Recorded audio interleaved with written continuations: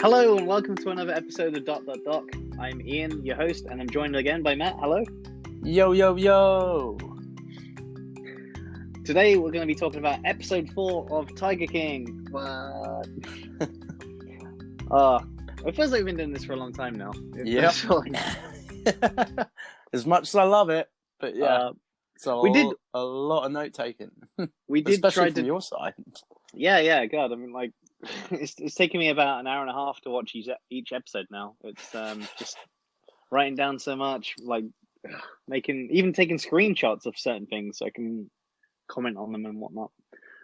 We did try to do this in 2 parts. The original idea was to do these like the first 4 episodes and then the next 3 episodes, but there's just too much to talk about. If you look at the previous podcasts we've done, they're over like an hour and a half, an hour and 20 minutes each, pretty much. So I mean, it'd be interesting to get people's opinions on, obviously us doing it this way, the way we have, like whether they're enjoying listening to a podcast per episode, or whether they would have preferred us to do just, 1 or 2 podcasts to cover the whole thing. Obviously feedback's, important to us. Very welcome. Although if we do another series again, it'd probably just be in one episode. Yeah, because it takes over quite a lot. Yeah. Okay. A couple of things to mention before we get into the episode. I mentioned before about Louis Theroux releasing his thoughts about the documentary series. And he released it in an article today, I think it was. Yeah, today, and I'll link it in the description below in the show notes. Have you read it? I haven't, because it's behind a paywall. It's like a Times paywall thing. What? And I was like, oh, what? I clicked on it and I can see the first paragraph, and I was like, oh, well, that was great. I mean, to be fair, it's probably better that you haven't read it, because it could be absolute. You could get spoiled completely. Maybe. But then if you look on it, as we've retweeted, I retweeted on Twitter. If you look at the retweet of that in the thread, you can see someone tweeting the unpaywall version of it, the one that's you can read it. So nice. There's it's a really long article, but good also old Twitter. Good old Twitter. On Instagram today, he did a Q&A because he realized it was behind a paywall, so he's answering people's questions and that. I did ask a question. I asked 2 questions actually, but he didn't. What did you ask? I asked if did Carol kill? Surely you'll know, Louis. And that's weird. The stuff he was answering was kind of just, I don't know, loads of stuff. I guess he completely missed. Because I commented quite quickly after, but I guess he missed. What did you ask? Come on, I want to know what you asked. I asked if he. I can't. Let me have a look. I know. I said something about dead air. Yeah, it's dead air. Okay. I'll do a. It was. All right. I was going to do a little Joe sing song then for you. Missed out there, listeners. It was to do with how do you reckon the zoo's changed since you last saw it compared to how you're seeing it in the documentary? Because there was a fair few years between him visiting it and the documentary, the Tiger King documentary. Yeah. And I also asked him, did he see any of the key workers that you see in the documentary, like Eric or Saf, walking about or there? And yeah, I just asked that really, and that didn't get an answer. So one day he will know. One day we'll speak to Louis Theroux. One day. It is the dream. It's the dream. I was going to say as well, you watched the Louis episode on it recently, didn't you? Oh yeah. And I remember you mentioning that Joe looked completely different, in his dress and his attire and stuff. Yeah. But because you said he was in more kind of like I guess zookeeper wear, I guess. Yeah, But I yeah. noticed in this episode, like there's more of a kind of zookeeper look of him in a couple of scenes, and I wondered if it was the same get up. Yeah, it's kind of like a was it like a beige kind of one? It looks like almost like a police officer, but it's not. Yeah. Yeah, that's what he used to wear. I think. Yeah, it kind of looks like it looks like a ranger, or a police officer. Yeah.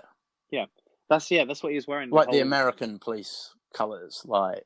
Yeah, like a off kind of beige kind of color. Yeah. And all of his team in that Louis Theroux documentary, they all had like the same beige top and shirts and stuff. Mm-hmm. But yeah, you didn't see much of that. Going onwards anyway. Yeah. And also, last but not least, what I want to talk about is Rick Kirkham, the producer guy who we're going to talk about in this episode. Yep. He had he released a documentary that you can watch on his YouTube. Right. I put it in the show notes, and it's he recorded over 3,000 hours of like video diaries and stuff throughout like pretty much his whole life. Yeah. And it shows you his whole career, like as a news presenter, and it's like really, really raw. Mm-hmm. Yeah, and I mean, I'm not gonna lie to you. So far I'm not really his biggest fan. No, but you see there's a bit in the documentary where it's kind of like, well, I don't want to jump ahead too much, but he does a lot of filming of himself and stuff, and I did wonder whether it was the film crew going along with him after him, like departing. Yeah. What happens? Like him in his car. Yeah, him in his car. So I think it's him filming himself because he has a habit of like constantly filming himself. And this whole documentary is meant to be like incredible. I'll link it in because I retweeted it the other day on Twitter, and it's some guy saying it was like one of the best documentaries he's ever seen. Wow. And and it was like super raw, like, and it's meant to be just a guy putting himself all out there, like over the years, no filter whatsoever. And I'd be interested to watch it. I'm going to watch it before we do the next episode anyway. I might check it out as well, actually. He looks really young. He doesn't look he doesn't look how he looks like in this documentary. But yeah, it's interesting to see him. He looks really fresh faced. Anyway, let's get into the episode. So the episode begins with a Joe music video. Yay! Which is great. It's called "Bring It On," the song he does. But Matt, we see him singing in the studio. We actually see him singing this time. Yeah, it's not some country star. That's not Willie Nelson singing, guys. It's Joe. So, if there was any doubt that he was singing, like, this kind of almost alleviates it, because a lot of the time when he's doing these music videos, it kind of feels like he's kind of just mumbling on to his own songs. But to attract. I guess that's what happens in any music video. Yeah, of course. Well, there you go, Joe. I think you have a good singing voice. There you go.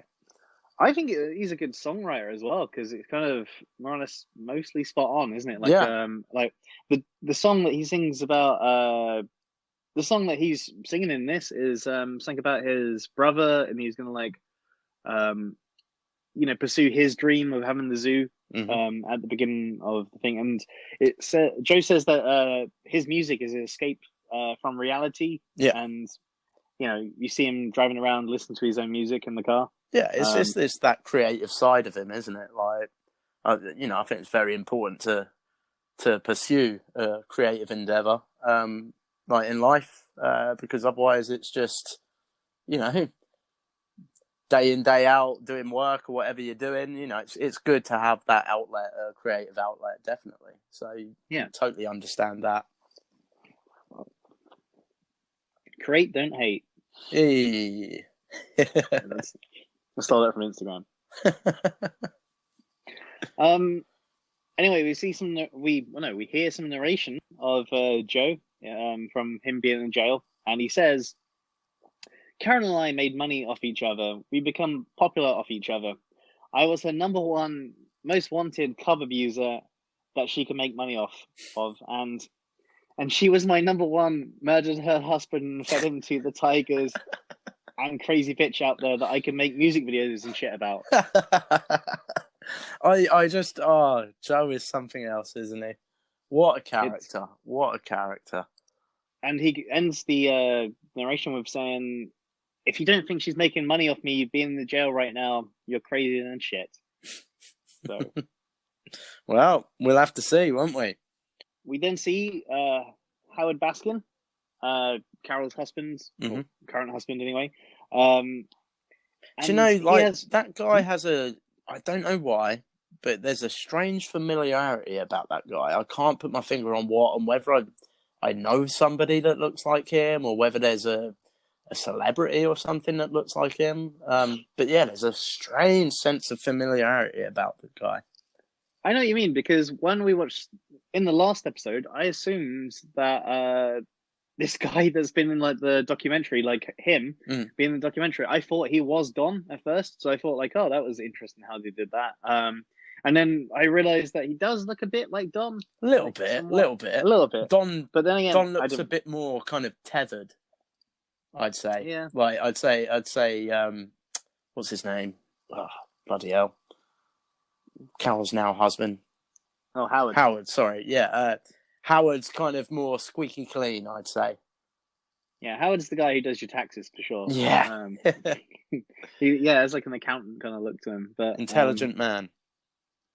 But yeah, he has Howard has 4 filing cabinet drawers, full of stuff about Joe, and a tub, like a random tub full of like tat about Joe as well.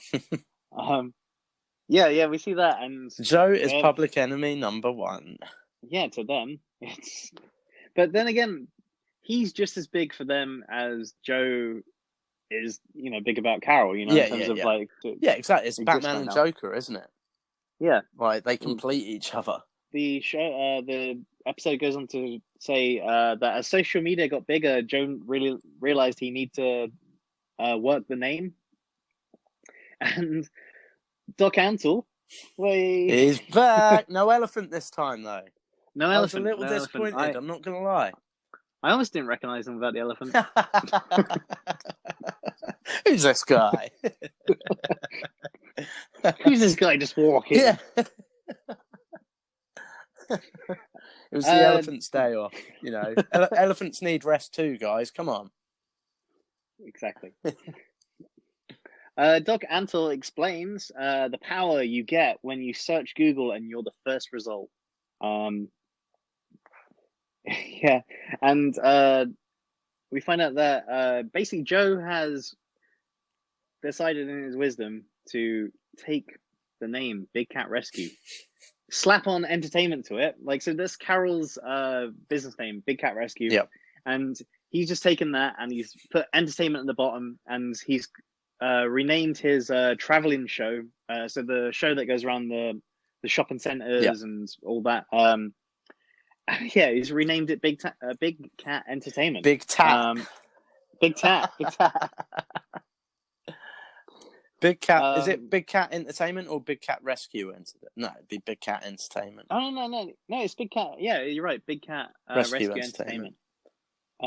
Because he realized that when you type in like Big Cat Rescue, it comes up first, and by him, basically, Carol knows her SEO, her search engine optimization skills. Yeah. Again, it very much comes across like Carol and her group. They're very, very intelligent. Like, they play the game very well. Whereas, in contrast to poor old Joe, well, depending on your outlook, but Joe, I've said before, like, what you see is what you get with Joe, and sometimes Joe maybe doesn't think so much before he does things, and ends up getting the ending up on the bad side of things, whether that be right or wrong. Whereas, like I say, the difference is like Carol and her group are very, very intelligent, and usually end up on the better side of things because of this, for good or for bad. Yeah, it definitely seems like Carol ends up always falling on her feet, like, in terms on this. But you see, like, Joe completely copied the logo. It's not even like subtle. I know, but Like it's that just plays again into he doesn't think about things like by changing the name. Like, it's not a bad idea. That is actually pretty smart. Like, to kind of, make people find him when they're perhaps looking for Carol. But again, like you say, by copying the logo is just, the copyright laws could be affected there. yeah. I mean, it's the same thing. So the big cat over the top and has rescue underneath it, and then he's slapped on entertainment, which you can barely see. It's kind of like a faded thing. He's using the only thing they don't have is that tiger above, but there's like was it like a snow leopards behind it, which he basically ripped from their website as well. Yeah. And yeah, he also sets up a Florida forward address and number to help this work. Mm-hmm. And obviously, this results in Joe getting sued by Big Cat Rescue for violating their copyright. Yep. And the one thing that Howard said was because at first, like, he couldn't be sued by them, full stop, because cub petting they couldn't do anything about, full stop. Yeah. There was nothing they could do apart from just like rant and rave on social media about it. Yeah, they can just try and use their mass following to kind of try and put so much pressure on that things have to change. But like you say, they didn't have any right to actually sue for it and to just put the kibosh on things straight away. So this was the beginning of Joe's downfall, I think. In terms of this, like he's given them the ammunition. Yeah, he's given them the key to the door. Yeah, to take him down. Like, before he was just a pain in the ass, but now they can actually do something about it. And they will. Because, for violating their copyright, which is like, it doesn't take a genius to work out he's completely ripped it off. No. Anyway, so he ends up setting up a website called 911animalabuse.org, Mm-hmm. Which is crazy because the whole thing is he's put on there like they put a reward for information leading to find out who killed Don. Yeah. And like on the website, it has like, where is Don Lewis? Was he murdered by his wife Carol Baskin? And did she feed him to the cats? Oh dear. Oh, Joe. It's just a massive troll overall. It's just it's crazy. It's so funny to see what he does with this. And then it has a clip of him just interviewing a mannequin of Carol Baskin, which is obviously it's got like a mannequin with like a flower hat on, and he says to the mannequin, "Is Don really in the septic tank?" And he's just talking back and forth to it. It's so funny. I need to see these shows. I need to find these. Yeah, actually, I've not even thought. Are they still out there? They must be. They must be somewhere. Must be, yeah. Because I mean, I don't know if they got taken down or whatever. Because I don't know. I suppose, perhaps if he's in jail, or at least at this point, I guess if he's in jail, maybe all that kind of stuff had to be taken down. Maybe that was part of the court case, perhaps. Yeah, I think that as well. I think he definitely, they could have taken these down. They could have But I mean, YouTube. Usually you can find these things still. Yeah. This must be. I haven't even looked on like Reddit and stuff. Yeah, but there's bound to be. I've not even thought about it till this very conversation. But yeah, oh my god, I would love to watch them in their entirety. Like, because obviously we're getting tidbits through the documentary. But I imagine it's probably like I don't know, maybe 30 minutes of just anarchy. Like, I thought it was great.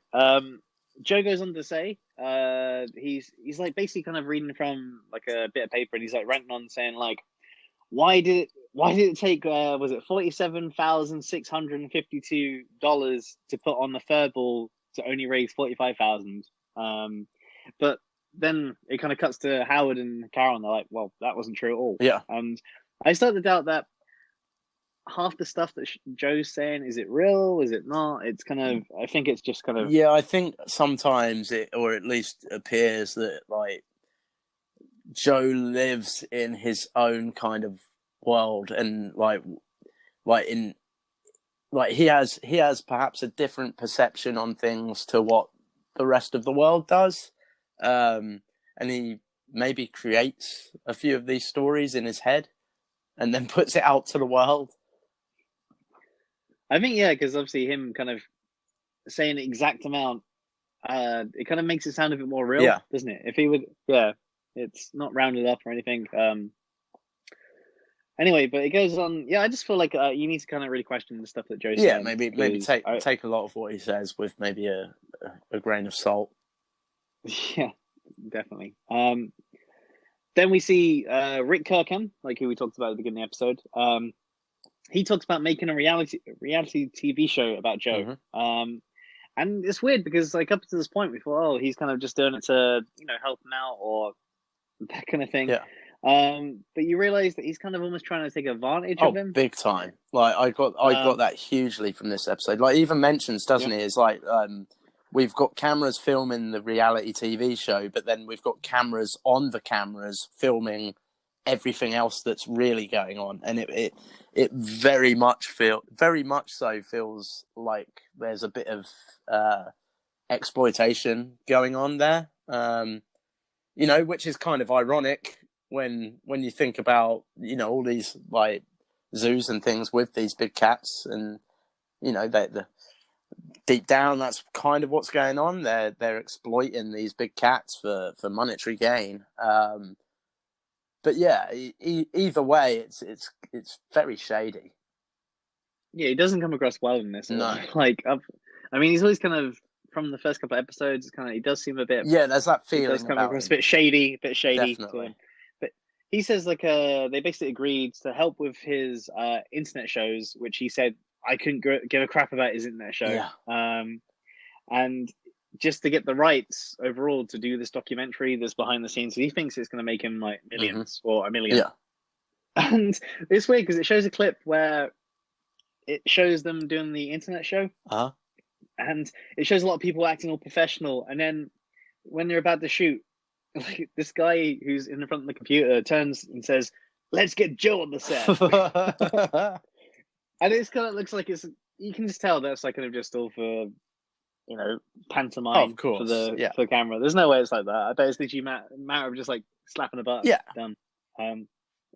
Yeah, I mean that's I think we could agree that that's probably most reality TV shows, that like it's billed as reality, but it's a kind of false reality. Yeah. Like, which is kind of why I choose not to watch this stuff. Each to their own, of course. I'm sure obviously there's a lot of people that like it because there's a lot of it on television, but my own personal viewpoint is kind of destroyed television. But again, we like what we like, don't we? Yeah, I guess a lot of reality TV actors are told to do stuff in such a way, but just to kind of add like a fake cliffhanger before the break. Yeah, you know what I mean? Mm-hmm. As in, I'm going to say this, and then actually, no, it's just trash TV, isn't it? Really? Like, let's not be let's not mix words about it. It's trash. Yeah, essentially what we're doing. What this is the same kind of thing. It's the same thing, but with less kind of advert breaks. If this was on TV, like on actual TV on like MTV, it'd probably be the same. Yeah, I guess. Oh, now I'm sounding like a hypocrite.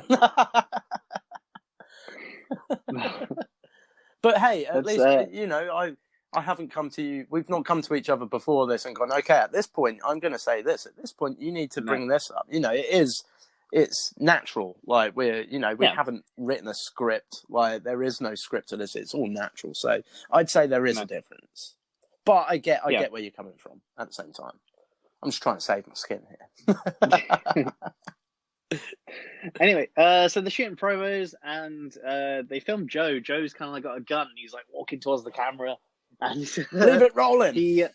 It says keep rolling, and then all of a sudden he points the gun up up to the sky and fires the gun. Sorry, and it's so close. I was thinking, like, what? This. It's just crazy. Just a maniac, isn't he? He's just a maniac. We see that Rick built like a king's throne for Joe, and yeah, it looked quite cool, didn't it? Like he was on top of like a little dirt pile. He had like the tiger behind him, and he was kind of like, "Oh, I'm Joe Exotic." You know? Yeah, like it reminds me, like there's I doubt I could even name it, but there's a few like of these kind of reality style shows of like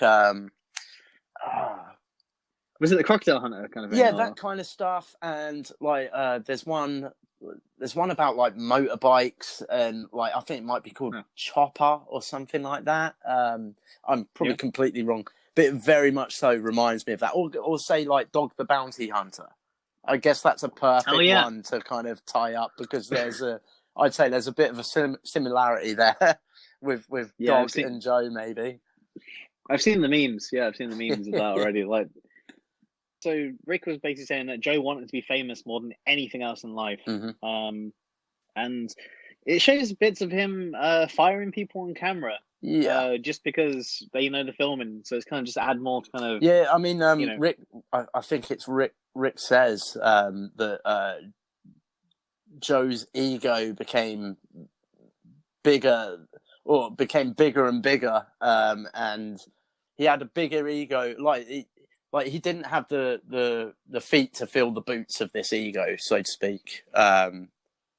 And you can kind of understand that, like, you know, you think you're gonna gain all this popularity, so then you start acting up on camera and perhaps being a bit of an arsehole that you might not have been before that, but you think, well, this is going to create great TV. But again, you're kind of, you're messing with people's livelihood there. Like, it's not very nice. I do wonder if he just hired a whole bunch of people just to fire them for the show. Maybe, like, maybe. Yeah, I maybe mean, that'd be better. Yeah, because it's not the these people you see him firing, you don't really see them at any other time throughout the documentary, do you? It's not like it's Colin or anyone. No. I don't know. Who's Colin? Colin? Colin? Eric. Oh, maybe. Shit. It's Eric Coleman or something, isn't it? No, it's Cowie. Is it? Cowie? Oh, right. Why am I thinking it's called Colin? Oh, my God. Colin was fired, probably. Yeah. Man, and like Eric's like my favourite character as well. That's really bad. Yeah, he's pretty cool. We'll talk about him in a sec, actually. We see another Carol blow-up doll, and this time there's a slight difference with her, though, isn't there? Yeah. I mean, basically, Rick was saying that he was like completely obsessed with Carol at this point, and he used a blow-up sex doll of Carol with her like flower crown or something on top of her head, and he had like a dildo, and he was just shoving it in her mouth, like in the sex doll's mouth. Obviously, like, take that, Carol. Oh, man. Which is bad, because then it goes into Carol watching a clip of Joe basically saying, "You may have, like, this is why me and Carol will never meet in real life." And he just shoots the blow-up doll again. Yeah, it's I mean, obviously, us seeing it, we laugh, but I imagine if we were the people Joe was talking about and we were sat there watching it, maybe we wouldn't find it so funny. It could be kind of hurtful, but then maybe she could see the funny side of it. I don't know. I just don't know how he gets away with it. Yeah, because he's putting this out on thing, and he's showing, like, essentially he's kind of, even if it's done like jest and stuff, it looks like he's going to kill her. Yeah, and and for that to be out there, like, I mean, he can't guarantee that she'll watch it, but even if she didn't watch it, I'm sure she'd hear about it, and surely that's threatening behavior, right? Yeah, I don't know. I'm not too sure. Like, I guess it's free speech or something. Yeah. So yeah, free speech, free. Shoot someone in the head, and pretending it's a person. That's all normal.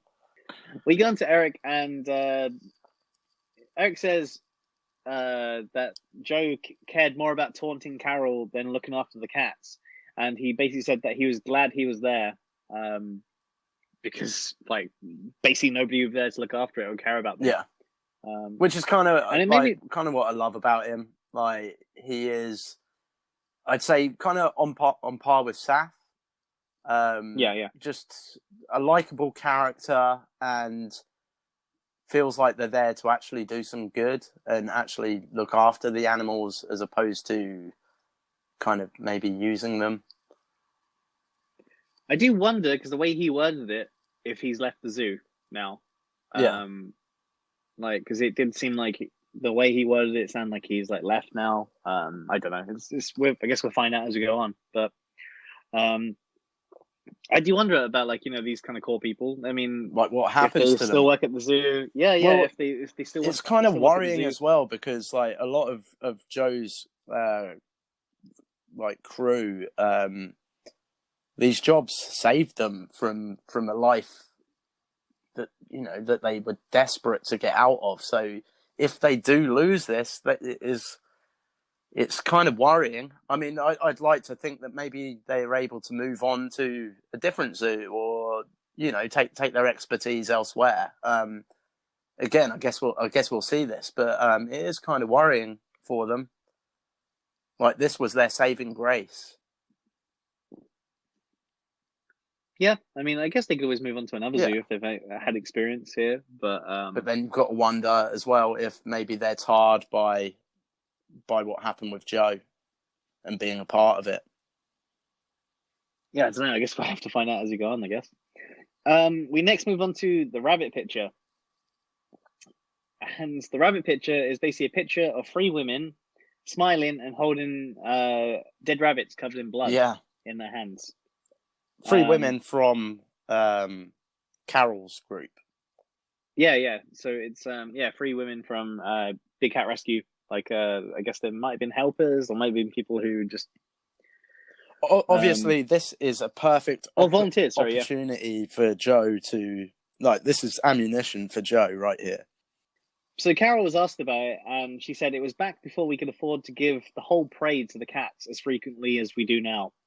So they're holding these rabbits with blood on their noses, and they're grinning from ear to ear because their favorite cat finally gets a rabbit, and yet it has been twisted into a horrific, us being these horrific monsters that get pleasure out of hurting a rabbit.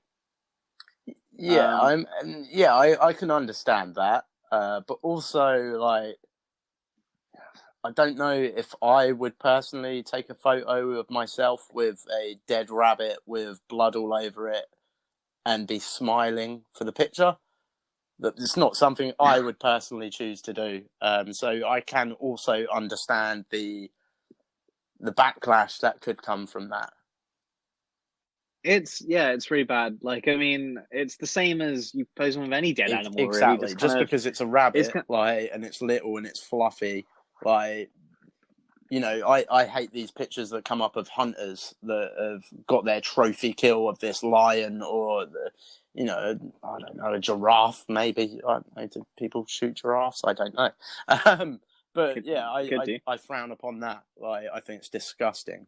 So I'd have to say I feel the same about that photo. I mean, we can't be sure they killed the rabbits before posing with the rabbits. I mean, Joe says that they smashed their brains in. I mean, there is blood on them. Yeah, if it was like, if you have a pet snake, or if you have a snake and you feed it dead mice, that you wouldn't go around putting your mouse traps out and things like that. You buy them, in. I think they're usually frozen, and then you'd have to let them thaw out before you fed it to the snake. So the fact that there's blood on them, it kind of says to me that something must have happened there, unless they were just next to maybe some raw meat. I don't know. It seems like just bad publicity whatsoever. Yeah. You could I mean, it's like, just, Carol doesn't make many mistakes, but that's possibly one of them. Technically, it's not even her mistake though, because I think it was a picture that was posted on her Facebook wall, Right. from someone who went there for the day, was able to have these rabbits and feed them to their favorite pet. So I don't know if they have some kind of like adoption thing there for adopt a, tiger and stuff. And it's, as they said, it was quite infrequent to be able to give a whole prey to one of these tigers at the time. But then it's still tasteless to hold up these dead animals to the camera. It's not nice. There's no getting away from it. It's not nice. So Joe basically says that Joe just like loses his mind about this. He uses this as like ammunition against Carol, and he posts it up on all his social media saying like, they're rabbit killers, and he really drives it down. He ends up going to protest outside Big Cat Rescue, dressed as like a giant bunny rabbit with with like blood all over it, bullet holes, isn't it? Like bullet holes in the rabbit or something. Yeah, he makes a massive song and dance about it. And she ends up suing him for copyright of the image. So basically what happens is Carol buys the rights to the image off the person who took it, and waits like a little while, and then says that you've used my image without like, because obviously Joe printed onto flyers and was hanging it out. He wasn't handing them out. He was wearing the rabbit suit. Oh yeah. So he made that clear in the documentary. So they hand these out though, and like I love how it does come across like I know Joe's been the same. I don't know why. I guess again because like Joe kind of can win you over with his character and the way he is, but it does very much come across like Carol is out for blood now. Yeah, because it's obviously bringing down her money-making machine, isn't it? It's also they keep on saying about Don Lewis when they're like, was it like she killed her husband and stuff like that? Like what? Which is completely unrelated to killing the rabbits, but they're like chanting away about that as well. They can kill rabbits. They can kill a human. Yeah, like. But the funniest thing that leads on to is we find out they're not just suing because of this picture. They're suing because of another picture which Joe created, where he basically photoshopped the face of Carol onto the body of a man in like a nappy, like a diaper, with bunny rabbit ears. Like I would be interested to know, like, because like obviously it's not the greatest Photoshop job by any means, but I would be interested to know if it was definitely Joe that created it or whether it was his idea and someone created it for him. Yeah, it could be like one of his like fans. Yeah, like is he as tech savvy as as it's been painted out to be? Yeah. I don't think he's that. No, I think no. Could even be Kirkman. It could be. I don't know. I mean, it's pretty crazy. Joe also taunts Howard with a horse penis, which I thought is weird because like the documentary filmmaker of this, he basically, yep, that's definitely a horse penis. Yeah, and Howard's like, that was my recollection. Yeah. So like, Joe's just such a troll overall. He's just ridiculous. He's clutching at straws, really, isn't he? Yeah. Anyway, so we skip forward to early 2013, I think it is at this point. And Joe is fined almost $1 million in copyright infringement for the photos. Yeah. And I don't know. I don't know if it's the whole thing. So the copying of the name of the business, the copying of the picture, the misuse of the Photoshop images as well. I don't know how would you be awarded that much for that? I don't know. I mean, Carol's no. obviously got some very, very good lawyers. Like, very, Yeah. money talks. Yeah, it does. Well, you have enough money, you can get out of anything. Yeah, exactly. Joe's like, she'd never get $1 million out of me. I don't own anything. And yeah, then we find out about this, which I think paints Joe in such a bad light overall. Basically, she wanted everything in assets. So there's like a whole list of like, it feels like every single thing in the whole park. Yeah. And like it's, like 2 bins, like 1 chair, that kind of thing, as it goes on. And like she basically trying to claim the whole zoo from him in just bits. Mm-hmm. Like, and that would ruin him. Yeah. But he already put the zoo and all the other items and stuff in the zoo, and like all the finances in other people's names of people around. Yeah. him. So it started with John, didn't it? It was. I don't know. I think they were gonna. Yeah. So they put the zoo in John's name. Yeah. Because you get the bit of him on camera, don't you? Yeah. Saying the new director of the zoo or whatever. Yeah, and he's like, oh yeah, it's very simple because he got it wrong, and you can see he's pausing because like there was like kids or something in the background that put him off. Yeah, and maybe he didn't feel too great about doing it. I don't know. Yeah, but then we find out like Carol took the tour bus, so they couldn't do any road shows anymore, and that was a big boost of money for them, like during the winter months and that. So he just goes on a rampage after that. He basically just takes all of his like stuff that she's listed and just blows it up. Yeah. So they he would take off his watch. You want my bed too? Joe, what are you going to sleep on? Here are your assets. Come get them. Like this poor river or like piece of water that all this like literally dead wood like is just going into. Can't be great for the habitat if there's any fish in there. And Rick says like Joe at this point was like basically telling him to film everything, absolutely everything. So he was like, "Oh, film this." And Rick said he had everything on videotape, like the good, the bad, the ugly. And then it happens. Eric says he gets woken up at 6 a.m. John Rinke comes in and says, "Those motherfuckers are blowing up our studio!" Dude, you broke the sound barrier there.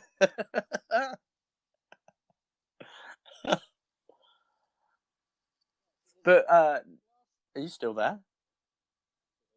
Hello? Hello? Are you taking the piss? No, you've gone well quiet. I'm not joking. All right, talk. Hang on, talk. Hello? Yeah, you've gone like super quiet, man. Can you hear me now? Yeah. You're good. Okay. Cool. I was scared then, man. I was like, Ian, you fucked it up. I think it's pretty. No, because I think it normalizes it, doesn't it? So I'm shouting. Yeah. It's like it like lowers it.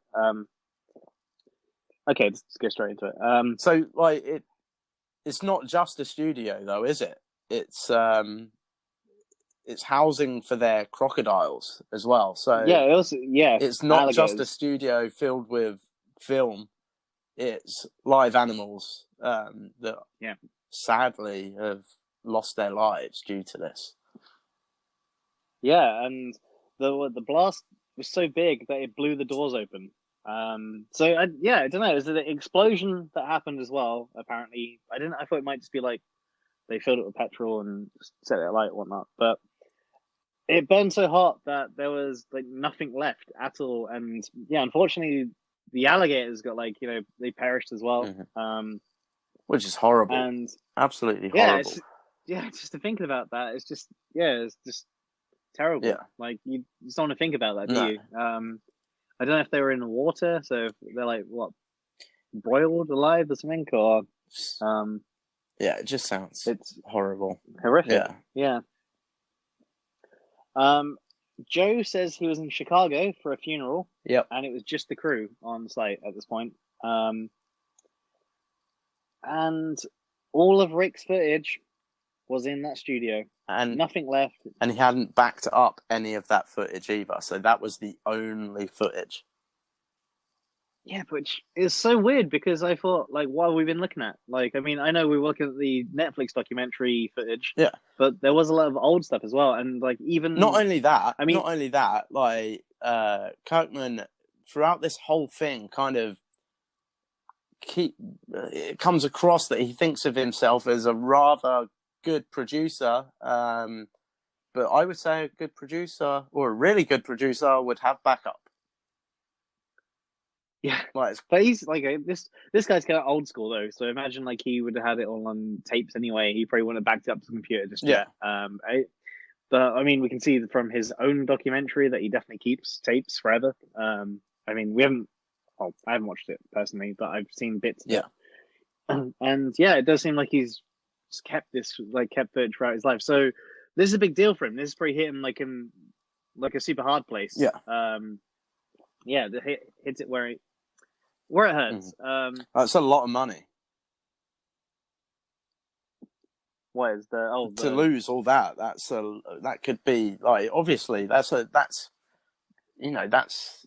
his job.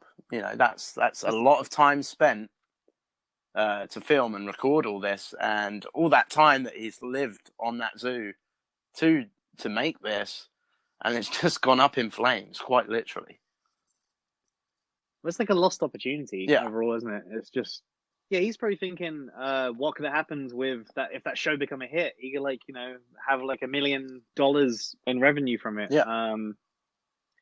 But then again, who knows? It might not have sold. He might not have made anything overall. But again, it comes across that he even if he hadn't have made something from that, it comes across that he may have likely used some of that footage against Joe, and he could have possibly made a quick buck out of that too.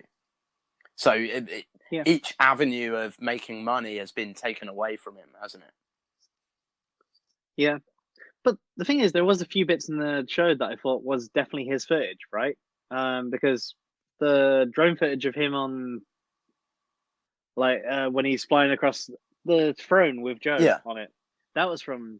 Yeah, I mean, it's show. possible that maybe some of the other tapes were maybe kept. Maybe it wasn't in the studio. I mean, that's always a possibility. Yeah, I suppose. So Joe makes a video about this, about the whole thing, and he's angry, and he's basically saying, like, whoever did this, there's a $10,000 reward for it. If it leads to the capture of whoever done it. It shows you a clip of some guy kind of like staggering around, which I must admit, it did look like a bit like Kirkham. It did, like Kirkham. Yeah, it did. But that, I mean, you could tell me that could have been Joe. That could have been anybody. I mean, it's blurry footage. It's not the best footage in the world, but it could be anyone. Quite literally, it could be anyone. But I don't know. I think Joe has a particular walk, doesn't he? Yeah. So, but then anyone can act, can't they? So I don't know. It's a tough one. It's a tough one to call. Maybe we'll never know. Maybe we will. Yeah. And then Joe offers to double the reward if it leads to an animal rights organization. Yeah, so 20,000. Yeah, that's crazy. It's a lot of money to be spending out when you're involved in a court case that could cost you a ton of money. Well, it has. Well, I mean, it cost him like a million. He was able to pay like $1 million back, wasn't he? Right. Where's all this money going to come from? Yeah, exactly. But then maybe that, I guess, to a degree, kind of tells you that just putting it out there. But maybe that kind of tells you that there's no way that it could lead to one of these people because maybe Joe knows who done it. Yeah, we're gonna get onto that in just a few minutes, I think. But one thing I thought was good though was they showed the outtakes of his video, of him recording the video, and what do you reckon that was meant to convey? They showed him like screwing up and like kind of him looking angry, but then kind of like redoing it again. Yeah, like oh, hang on, that. What is it? I think it was the bit where he was saying in a towering inferno, Like they Yeah. were boiled alive in a. It was like, oh no, hang on, that's not right. A towering inferno. Yeah, let's try it that way. And then he says it again. He goes back into that mode of being all kind of serious. So yeah, I mean, that alone makes it look like an act, doesn't it? Yeah, It was it doesn't like come the across as director trying very to show? genuine. Yeah, like disingenuine overall. Yeah, I don't know.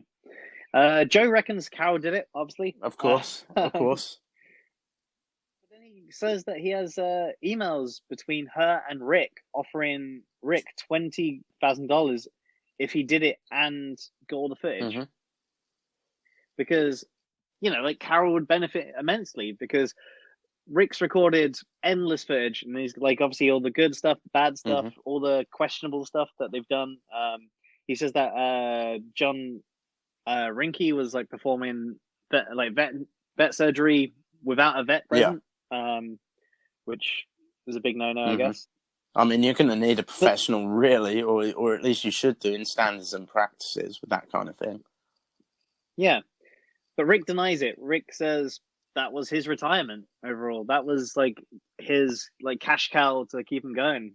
But at the same time, like he with that kind of footage, like if it were true that Carol was offering 20 grand, let's say, to get this footage, if she really, really wanted this footage, if this could be the literal smoking gun that she needed to take Joe down, I think she would possibly, she's got a lot of money, a hell of a lot of money.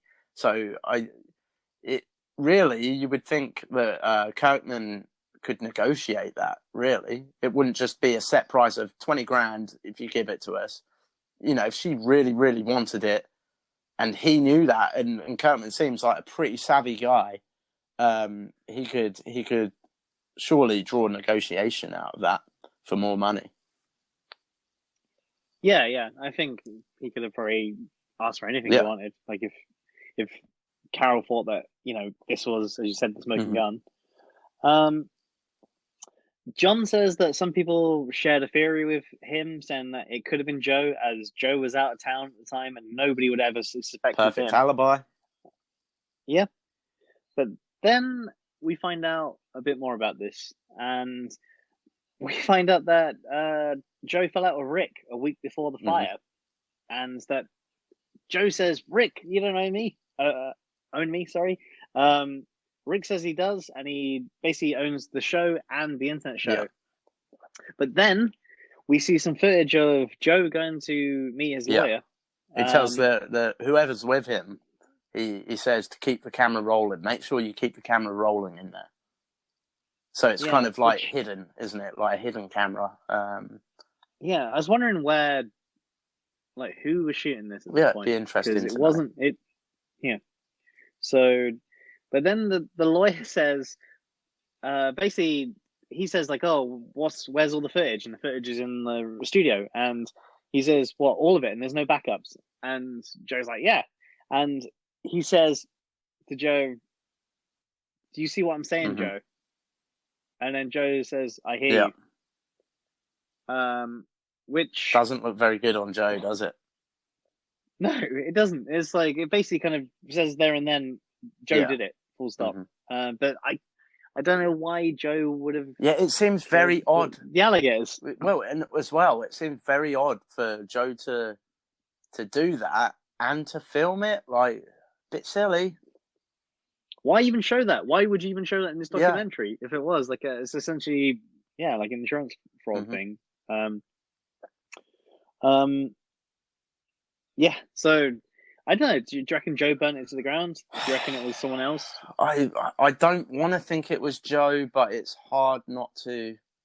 After that, it's very difficult not to after that. But then you do have the whole argument between Joe and Kirkman, and if in Joe's mind he says, I think he says that Kirkman could have backup and he could have sold it to Carol, so therefore he could have made a lot of money anyway, and sold it on to Carol if he did have backup. So that whole retirement speech, could have been all for show. And Joe says, Carol could just be waiting for a rainy day to release this on me. So there is that. Yeah. But it's difficult. It's difficult to really know, but that whole scene in the lawyer's office does not help Joe at all. Yeah, I'm surprised they released that. Like, it kind of is. I think it's like who filmed that? I'm just wondering who filmed. But why would Joe overall. ask for it to be filmed? That's the real question. I don't know. Maybe this is just in case he wants to have to listen to it back and find out his advice or whatever. Maybe, yeah, I guess. But yeah, I couldn't say for sure, but yeah, it doesn't look good for Joe at this point. I just don't want to believe it, I think. No. I think that's it really, but I think, whether I want to believe it or not, it doesn't look good on Joe. Because it also seems like Joe is creating like a narrative right now, isn't he? He's creating like a whole story, and it makes you start to think he's kind of like an unreliable narrator right now. So yeah, let's see where it goes, I guess. Rick left and went to Dallas, and he claims that he had a complete nervous breakdown. You see him in his car, don't you? And then his dog sat next to him, and then a few shots of him having a cigarette. Yeah. We find out that the hard drives and the footage were under subpoena, and they were going to be going to Carol anyway. Yeah. And the evidence was destroyed. So that would have been disastrous for Joe, I think, if that footage would have gone to Carol in the first place. So I feel like it rules out Rick, but then Carol wouldn't have been able to use it because she would have been involved with it happening, like, because they wonder how you even got the footage. Yeah, so I guess maybe Carol did get it and she can't use it because of that. But it's difficult. It's very difficult, and as much as like the only trouble with Joe is, like I've said before, Joe doesn't necessarily always think before things. Carol does. No. Carol is very, very savvy, and so is her husband. So that is the kind of if they weren't so savvy and Joe, and Joe wasn't the way he was, it might be easier to figure out. But I think those facts do draw a bit of mystery. He gets his studio rebuilt. Some guy does it for $8,000, which is like a massive loss for this guy, because it was worth like $100,000 something overall. But he does it for the animals. Did you get the line that he said, like in his little like mess up? What line? Where he says, "Well, I it just made me laugh."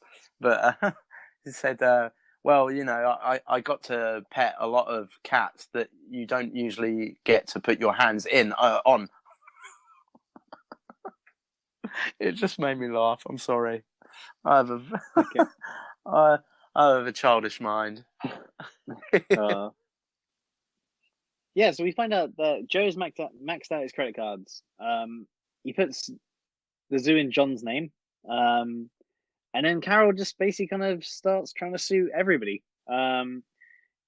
Because Joe kept on moving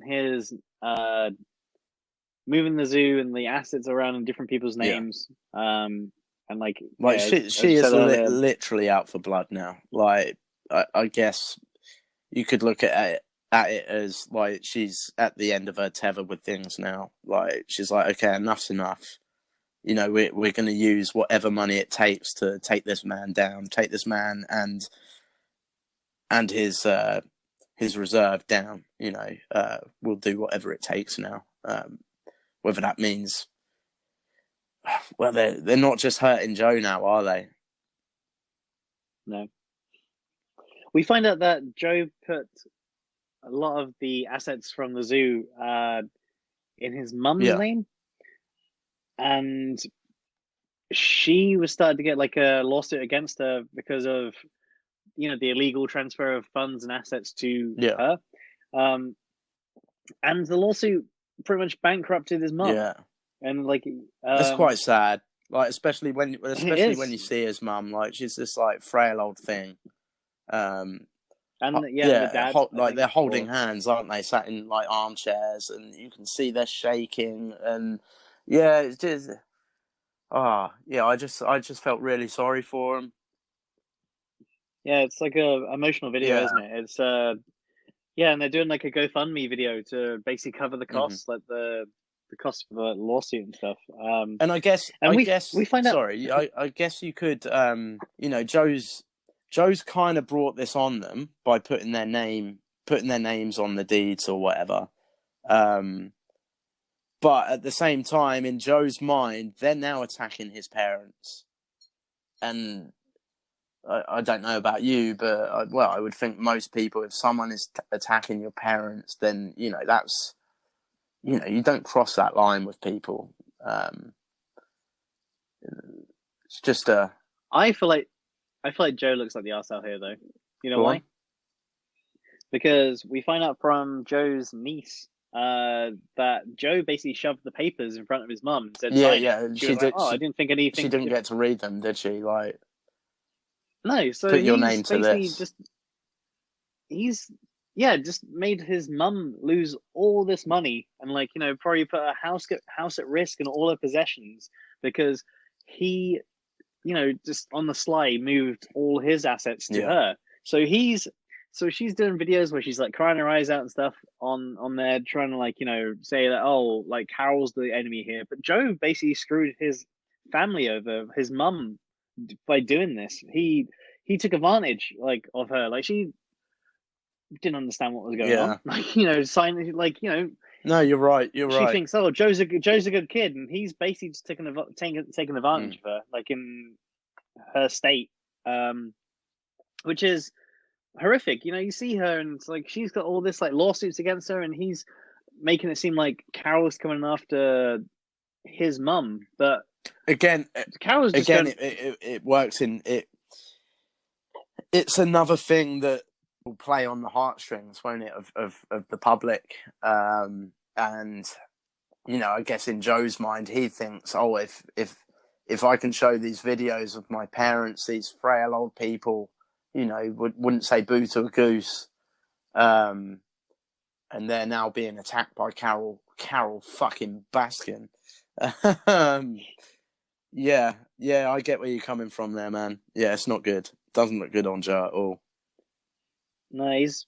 I don't know. I just feel like he's taking advantage of his family there, like his family being kind towards him and like just kind of, oh yeah, I'll do that for you, Joe, and stuff like that, not even realizing what they're The doing. thing is, like, But it's I like, feel like a lot of people take advantage of Joe,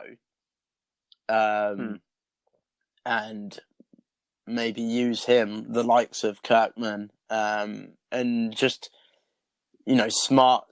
His enemies that are smarter than him know how to get him. But at the same time, yeah, he's doing the exact same thing here by taking advantage of his parents, and that's just wrong.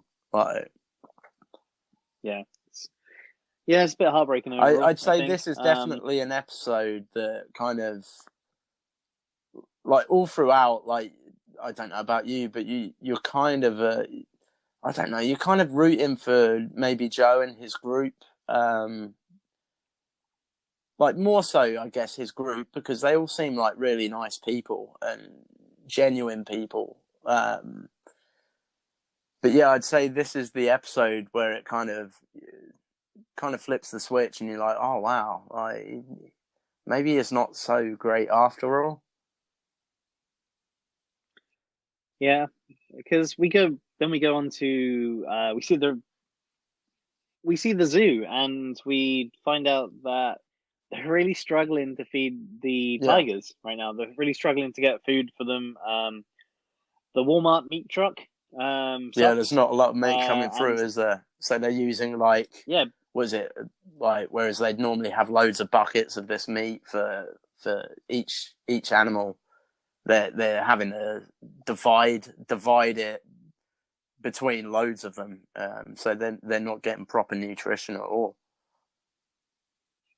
Yeah, because they're basically struggling because it costs between 60 to 70,000 to feed all these cubs and that, and because uh, Joe's been sued, he's doubled down on the cub petting, and he's trying to get like as many cubs going. It looks like it's stressing and him out as well.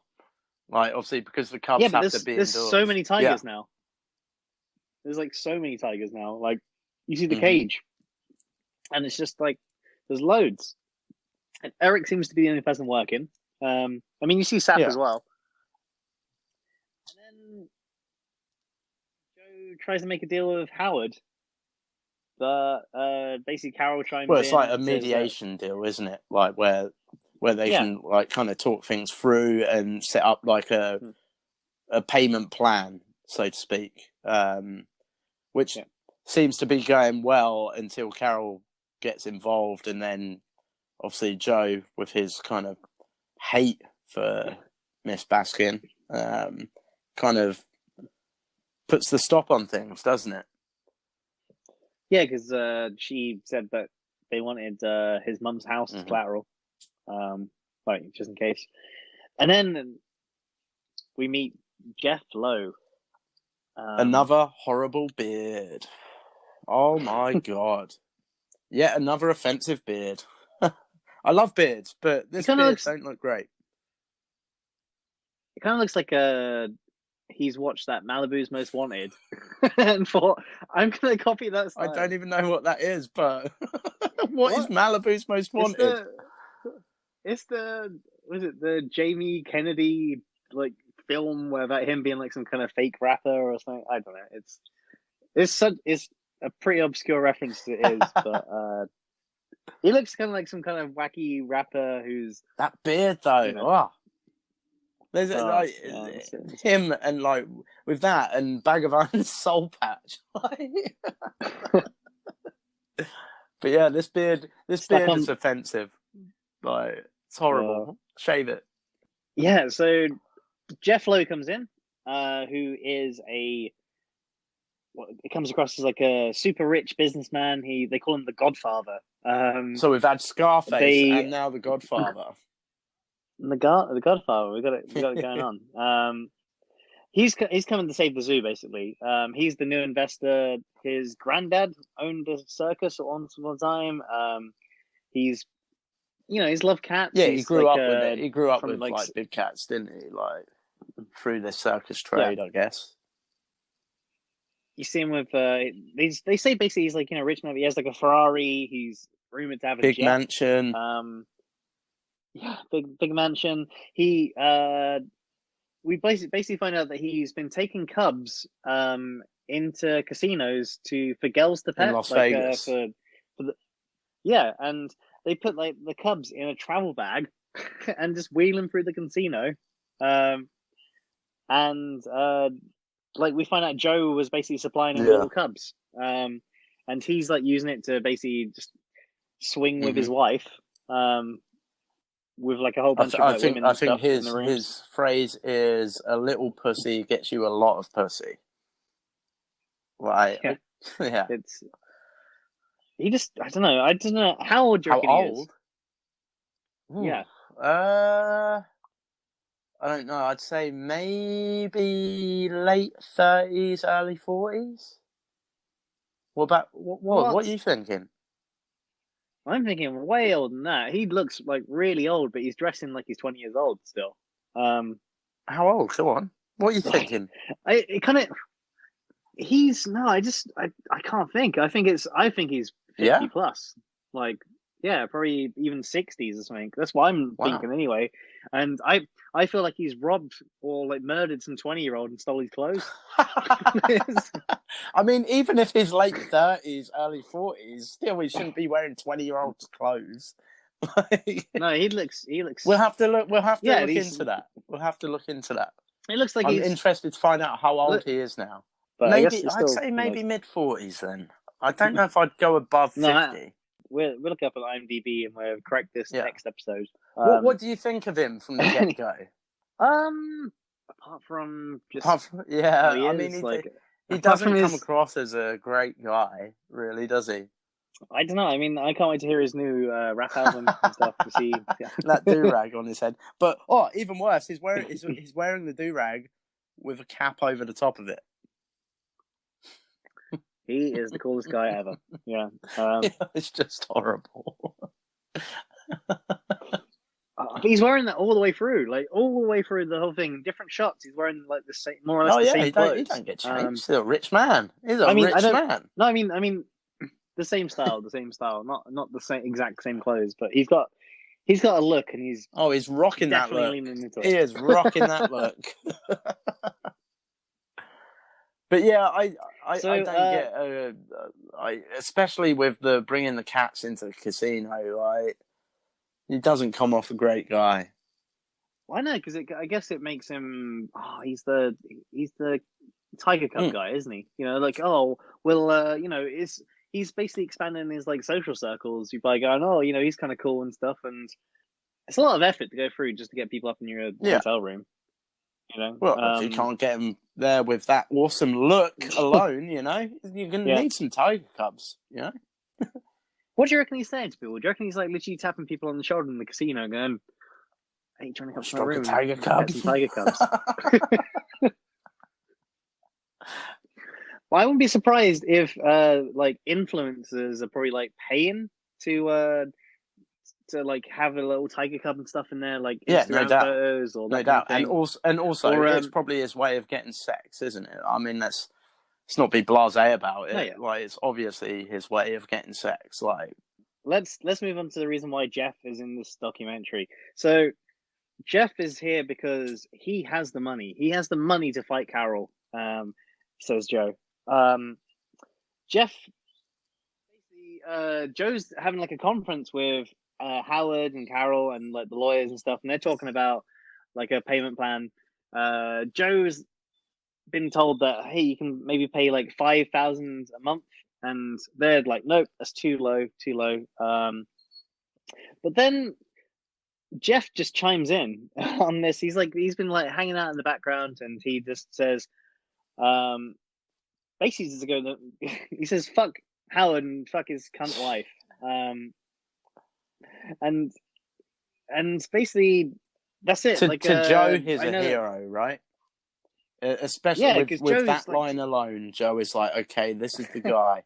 This is who I need on my side. He's like kind of he's gobsmacked. He puts the phone down and that. We find out that Jeff pays $35,000 for Joe's lawyers' fees and stuff, because they were about to like back away from the case. So Jeff paid them off. And then they was like, oh, maybe you should dissolve your zoo and put it into Jeff's name. Obviously, Joe thinks this is a good idea. You know, he's used to putting his zoo into other people's names. Poor Joe. Especially if Jeff's paying the bills. And then we see Doc Antle. He's briefly shown playing coy when asked about Jeff, and he like just doesn't say anything at all. He's like, I'm not going to do that. Send me into like a lawsuit. You know. Doesn't sound a bit like him.